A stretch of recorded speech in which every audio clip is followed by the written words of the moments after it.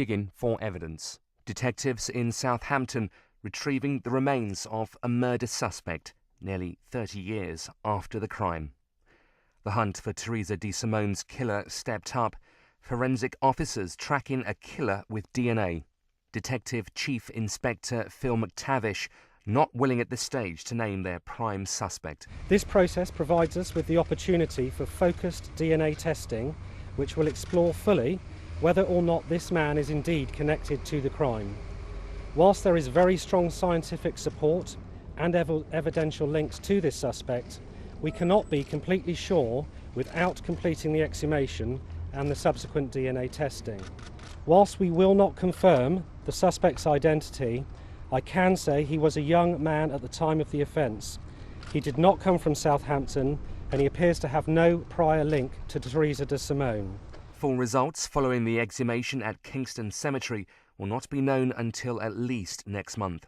But detectives are very hopeful that advancements in forensic science, particularly in linking suspects to crime scenes by their DNA, will resolve this case.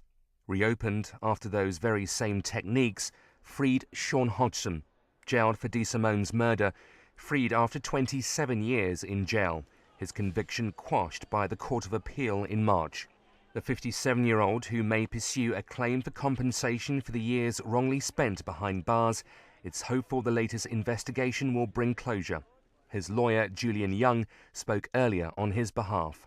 This brings a great degree of closure for the family of the victim, whom Sean has not forgotten, and also it brings some for Sean himself.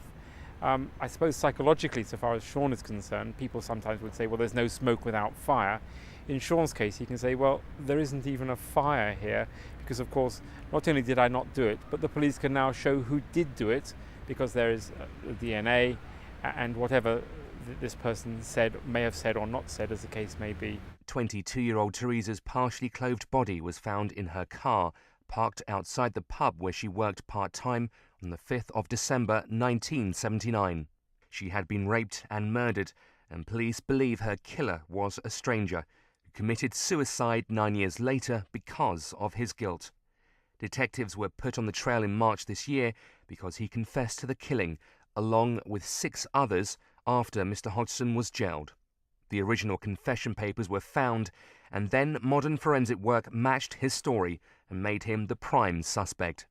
Officers interviewed all those who confessed at the time, but nothing was done. Aside from police and Sean Hodgson, Teresa's parents are hopeful that at last the case will be resolved. Her mother, Mary Sidotti, displeased that the motive for murder will remain a mystery. Well, I suppose, yeah, why? You know, it's not as if he knew her. Yeah. We'll never know, will we? Yeah.